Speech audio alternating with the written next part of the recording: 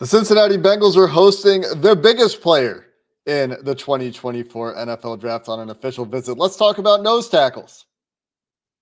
You are Locked On Bengals, your daily Cincinnati Bengals podcast, part of the Locked On Podcast Network, your team every day.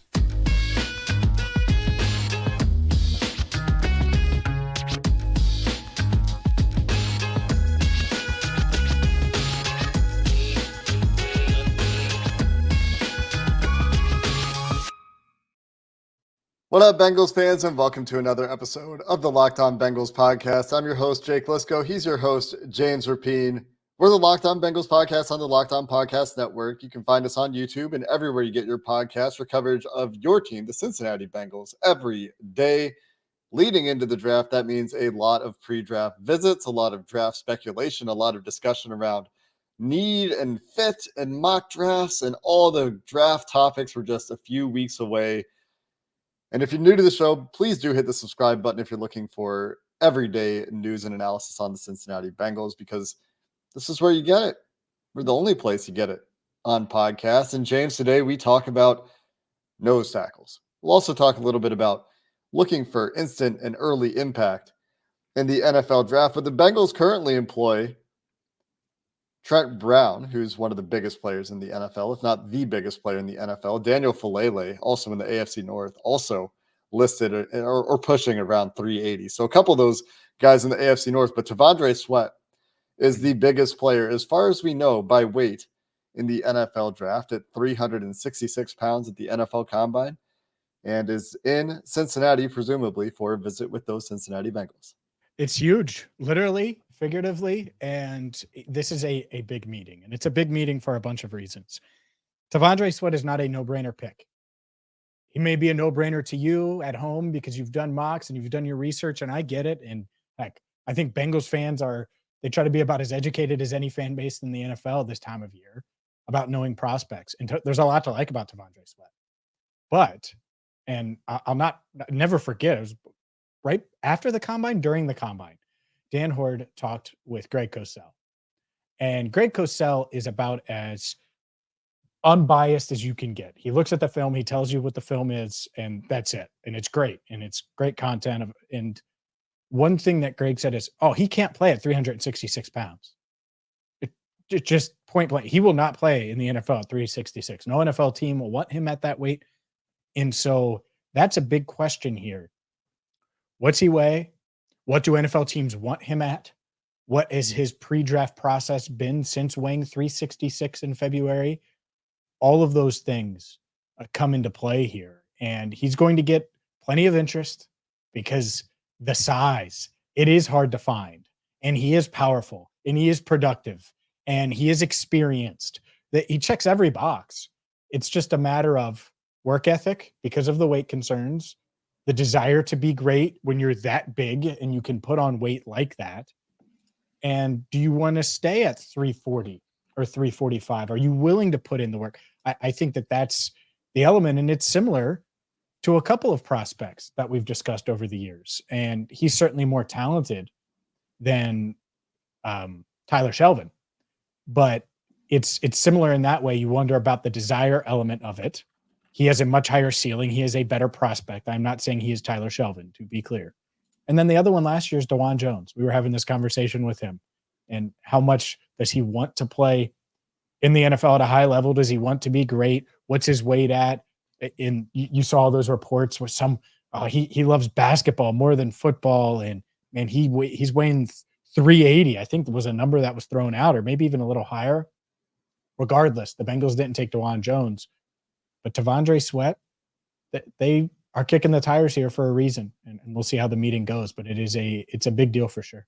They've also reportedly met or had contact with Justin Rogers. Might even be happening on the same day. 330 pounds out of Auburn, might be the two biggest players in the draft. Or well, I guess there's Amarius Mims at tackle who is 340, a very different 340, much very taller. Different. Than these guys, 4 inches taller, and carries weight much, much differently. But to your point, when you have a player like this who has rare size, not very many players are this big in NFL history. There's a few, Refrigerator Perry. Trent Brown on the Bengals is one. Folele mentioned him, another. There aren't very many players at that size and that density. Tandre Sweat, 6'4", 362. And you mentioned Tyler Shelvin, who the Bengals, of course, used a draft pick on. And he was 6'3", 340, 345, 346 at the time. He goes in the fourth round. If you wanted to draft Tandre Sweat, you probably have to do it on day 2. I would be For sure. very surprised if he made it into the day 3 of the draft. And a lot of that is because despite being a nose tackle, he showed some of that DJ Reader-like ability to really affect the pocket as a pass rusher. He only had 2 sacks, so it's not like he's putting up gaudy sack numbers or anything like that. But the DJ Reader-like ability is compressing the pocket, collapsing offensive linemen, bending them backwards, imposing his will, and being able to do that as a pass rusher when double teams don't move you because you're too strong and you know what you're getting with him as a run defender, where, by the way, he earned a 92 grade from PFF as a run defender his last year at Texas. Then there's a reason that you kick the tires there, because he can do maybe some of the things out of all the players in this draft.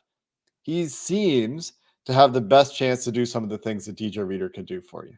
And you might go look at his relative athletic scorecard and say, why are we drafting bad athletes? If you want to draft a nose tackle, you're probably drafting a guy who isn't going to have a very high relative athletic score. And I looked at this, like the only guys that get drafted in the first round at nose tackle are the freaks, the Dexter Lawrences, Jordan Davises, Vita Veas. Like only the absolute freaks get drafted early. Outside of that, you're mostly looking day 3 for the high-end nose tackles in the NFL. Yep. And I have a whole long Twitter post on this. Not very many A-gap snaps in the NFL, period. And that's what I was using to define a nose tackle snap. A lot of day 3 guys, a lot of very average-looking PFF scores when you're looking at nose tackles. And that you can get on day 3. But Tandre Sweat, if you think he could give you a little bit more, that's why you have this meeting, and that's why you would pick him on day 2. Yeah, the only way he gets to day 3 is if he flunks all these pre-draft visits. Let's call it like it is. Maybe he's talking about what he has aspirations to be a magician or a basketball player or whatever. Right? I'm kidding. Shot at DeJuan Jones or their coverage of DeJuan Jones or whatever the case is. But what if he weighs 376 today? You know, I mean, then the Bengals are like, hey, we're not taking you in the top 100. They probably are. That's probably it. You're saying they probably are taking him? No, I'm saying that they probably are saying that. They're probably saying they're not taking him and just crossing him off the day 2 list at that point. That's exactly what would happen. Certainly. Yeah. And then my fear, if that does happen, and hopefully it doesn't, hopefully he's in good shape and slowly edging to the shape that NFL teams want him in. And heck, hopefully he falls to round 3 at pick 80 for the Bengals, because that would be the home run scenario. I think that's still unlikely, but because it's just hard to find. There aren't many guys like that, like him. At the same time, the fear, and I don't want to dive totally in on this, but you look at some of these boards, Mason Smith creeping up. Could you imagine what people would do if the Bengals took Mason Smith with Tandre Sweat still on the board? I don't know how realistic it is today. I don't even know how they feel about Mason Smith, but they're looking at both of those guys, and it wouldn't shock me if Mason Smith went ahead of Tandre Sweat. So hopefully Sweat's visit is going well. Hopefully he makes quite an impression on Cincinnati and on no one else. And he comes to play, because he's certainly got as much talent as any nose tackle in this draft. He's such a divisive player. He's 74th on PFF's big board.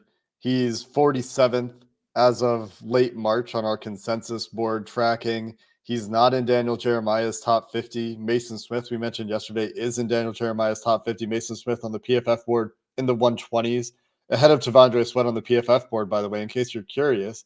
In addition to the obvious first-round guys, Newton and Murphy, are Braden Fisk, Rook Orororo, and Chris Jenkins and Brandon Dorless. So you could see any number of outcomes for Tandre Sweat. It could be that an NFL team falls in love with the size and strength and takes him early. You could see a number of guys picked ahead of Sweat and him getting close to that 80th pick if PFF and Daniel Jeremiah are correct about this. And That's why you bring him in for a visit and you see where he's at. You see if you can get some of the answers that you didn't get at the combine. They met with him at the combine as well.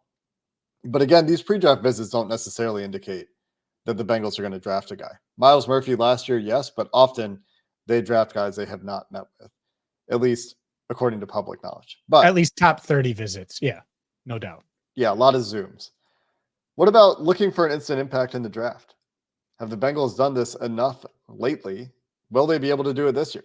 Let's discuss that question coming up next. Passion, drive, and patience. The formula for winning championships is also what keeps your ride or die alive. And eBay Motors has everything you need to maintain your vehicle, from superchargers, roof racks, exhaust kits, LED headlights, air filters, cabin air filters, spark plugs, you name it. eBay Motors has it. I've used eBay Motors. It is super convenient. And whether you're into speed, power, style, just regular maintenance on your vehicle, eBay Motors has you covered with over 122 million parts. You're going to find exactly what you're looking for. And they also have eBay Guaranteed Fit. Your part is guaranteed to fit your ride every time or your money back. Because with eBay Motors, you're burning rubber, not cash. With all of the parts you need at the prices you want, it's easy to make your car the MVP and bring home huge wins. Keep your ride or die alive today at ebaymotors.com. That's ebaymotors.com. Eligible items only. Exclusions apply. eBay Guaranteed Fit only available to U.S. customers. James, we have some mailbag questions to get to here. And the first is a topic that we have discussed, but Dean does a good job of really spelling this out.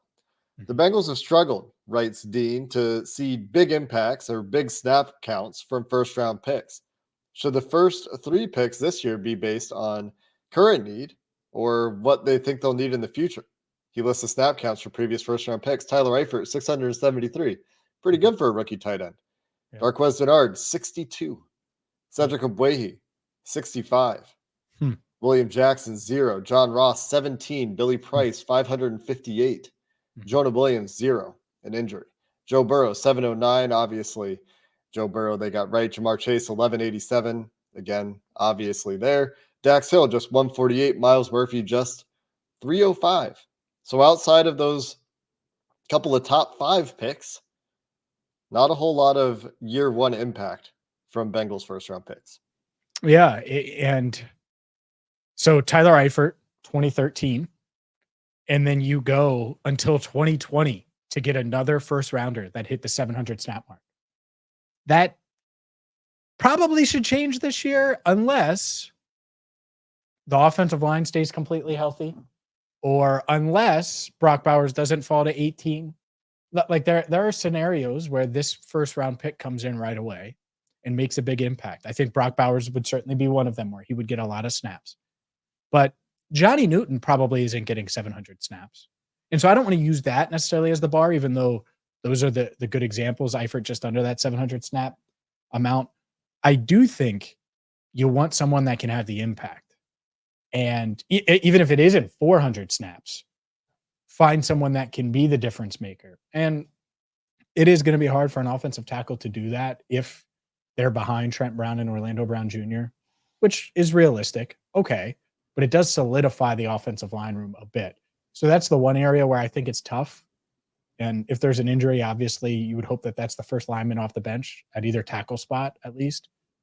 That said, outside of tackle, yeah, they need someone that's going to be on the field, barring health at tackle, of course. But barring that, they need someone that's going to contribute right away. And so whether it's defensive tackle, whether it's tight end, wide receiver, and it isn't just in round 1. They need to find these guys in round 2, and certainly with that first pick in round 80. And so I like that Dean made it with the first 3, because I think there are a lot of scenarios where you could do that and take a Tandre Sweat, and he's on the field. He has his packages where he's going to make an impact. He's not going to be on the field for 3 downs. I get it, but he will be able to make an impact right now. And I don't necessarily think it's snaps. Like Miles Murphy had 305 snaps last year, and he certainly had moments. But did we really feel his impact when the season was still in reach, when the Bengals were still a contender? We didn't. So I think it's about impact as much as anything. Find guys, have a plan for them, early in this draft where they can contribute right away. And they should be able to find that at 18. I think they should be able to find that at 49 and hopefully beyond. Yeah, it does depend significantly on the position. Like defensive ends last year, Miles Murphy was 12th among rookies in snaps. There were only a handful of guys that eclipsed 500 snaps at the edge position for rookies last year. On defensive interior, it's even fewer. Obviously, those guys tend to play less. Kobe Turner, the only rookie in the NFL last year to go over 700 snaps. Kalijah Cansey and Jalen Carter, call him 600. He had 599. The only other two to get over 600. Keanu Benton, 516. Dante Stills for Arizona, 533. Brian Brzee, 539 for New Orleans. So it's tough for defensive interior players to get on the field. They draft a first-round tackle. I'm going to take this opportunity to once again point out what Trent Brown is earning this year. That is swing tackle money. They draft a first-round pure tackle, say it's Fashanu or Latham or Mims. I think any of those guys has a good shot to beat out Trent Brown for the starting right tackle job. Sure. I think that's a competition. It should be a competition. Absolutely. But I also think that there's a scenario where the 6'8", 380 pounder wins that job. It's possible because he's been there, done that. Right. And there is a jump, and that doesn't mean that rookie is a bad player if that's the case. So that's the disclaimer I want to put out there is they may get the tackle spot right, and that tackle might not start week 1. Doesn't mean he's a bad pick. Well, just look at last year. I mean, rookie tackles in general in the NFL, you can look not just at last year, but any year. And Joe Goodberry has some great tweets on this that he's covered pretty extensively. Rookie tackles in the NFL have an adjustment period, but regardless of the position, probably throw out snap counts, right? Or if you want to talk about snap counts, don't pick a number for all positions because it's going to be a little bit different for positions. If you draft a guy that you're expecting to start on your offensive line and he stays healthy, that guy should play 900 plus snaps for you. Jackson Carman should have played a starting level load of snaps if you're drafting Jackson Carman and maybe he did. How many snaps did Jackson Carman play as a rookie? No, he didn't. When you draft an offensive lineman that you're expecting to start, played 501 snaps as a rookie, he should play a starting level number of snaps. And they should be looking for that this year. And if it's not the snap count, like you said, James, we've talked about this year. They need to get more instant impact, especially this year. They need guys from these last couple of classes to make their impact felt this year as well. Because not only do you look at the snap counts in year 1 for some of these guys in recent years, but you're still looking for those future cornerstones. And the reason that we're sitting here with the Bengals still sitting on cap space and having to spend on all these external free agents is because they don't have a ton of internal extension candidates. And in fact, the only one we're really talking about, because T. Higgins is on the franchise tag, is Evan McPherson from that draft class. So the recent draft history, drafting for the future, hasn't seemed to have worked out. And is a reason that we've been talking this year and recent years about looking for the players who can make an instant impact and continue to make an impact beyond, because you don't necessarily always have to pick between the two.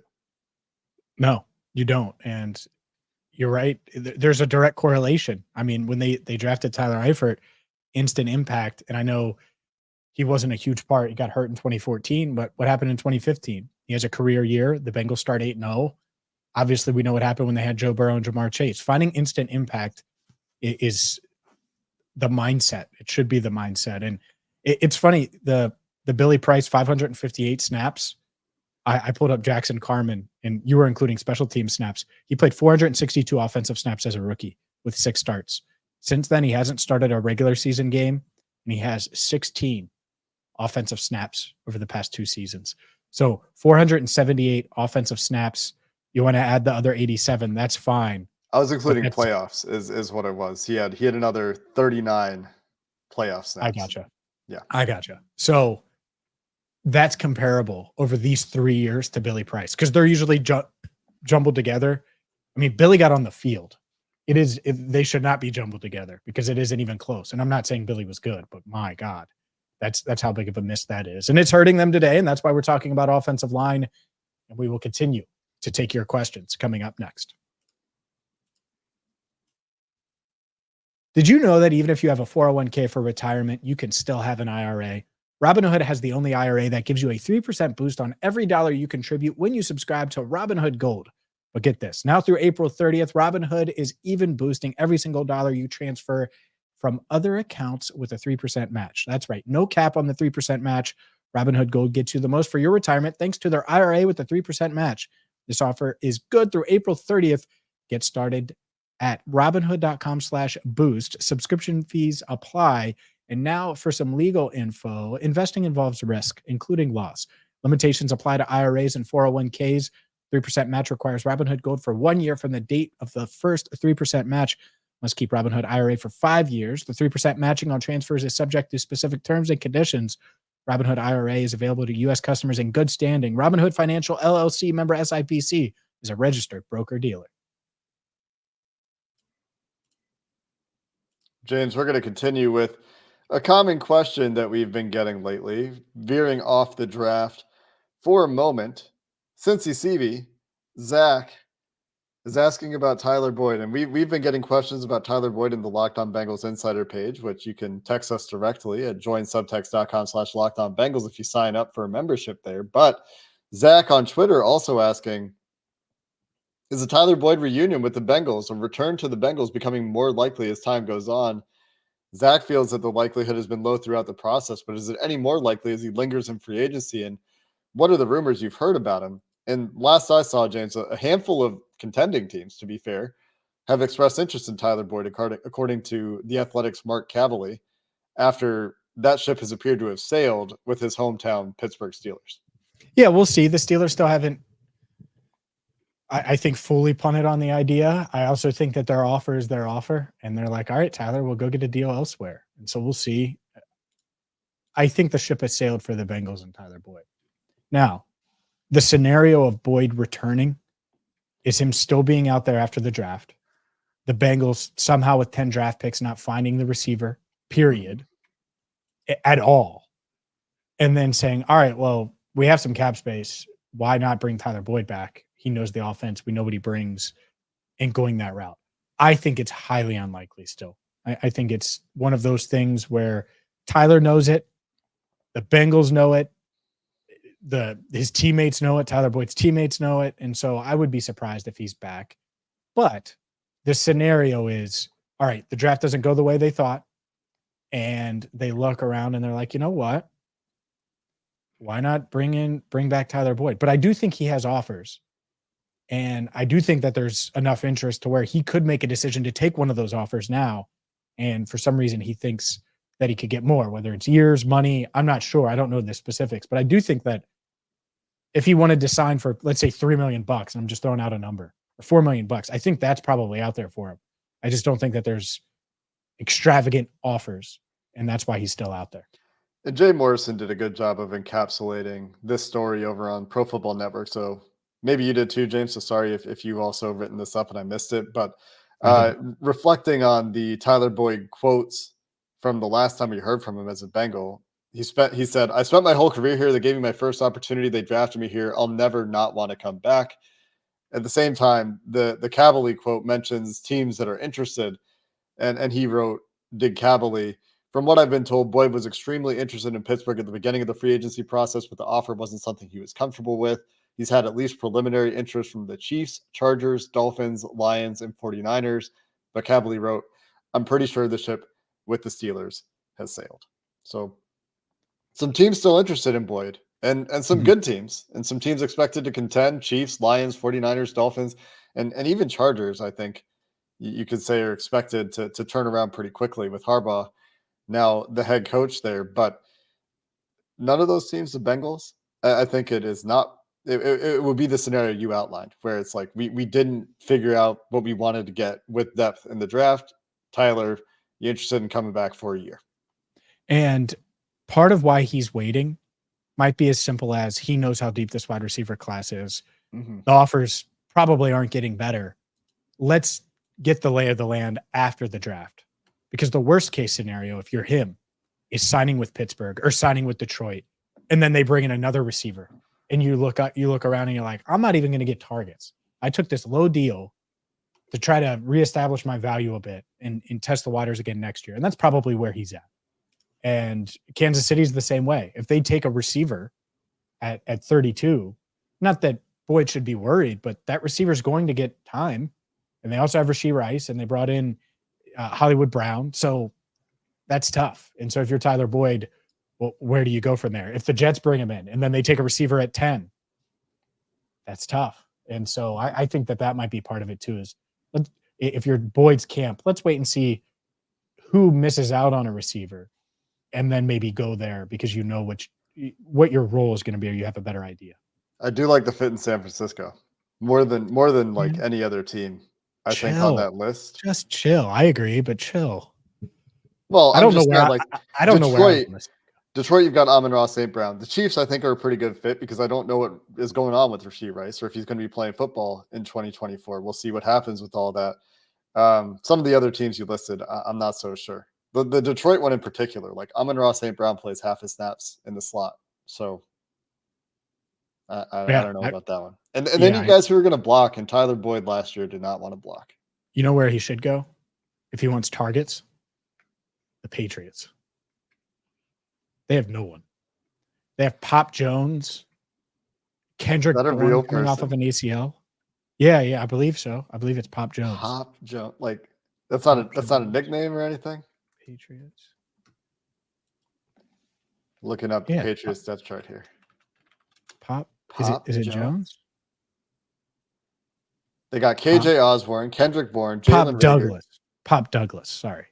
It's Demario Douglas, but his nickname is Pop. Sorry. I got his name. Demario Douglas. Okay. He's 5'8", 192. Juju Smith-Schuster's on that roster.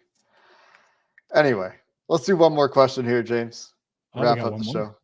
Okay. Noah Klein, is it more likely the Bengals would double dip at offensive line with the first two picks or not draft one at all in the first two rounds? Double down? Like, let's say, because you could make the argument, oh, well, they pass on one at 18 and then no, there isn't one in round 2. But I think it's more likely that they take one at 18 and then maybe they have a really high grade on Blake Fisher, or they really like the kid out of Yale, year in blah, blah, blah, blah. That could be the route. So I would say double down, because I think today, if I had to wager, I just think it's overwhelming offensive tackle at 18. Now, might not work out that way, but I certainly think that's their hope as of today. I would be a little surprised if they went 2 in a row. Well, sure. Like if they took someone would have to fall. I agree with you that more likely than not, there's at least one.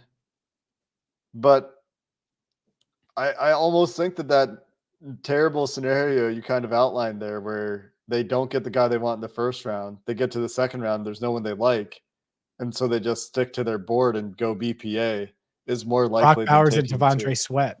You want Bowers and Sweat. Or what about the crazy scenario where Johnny Newton falls for some reason, for reasons we can't discern, and it's Bowers and Newton. Did you see that big board? I saw a big board where Mason Smith was ahead of Johnny Newton. I did. Oh, where was that?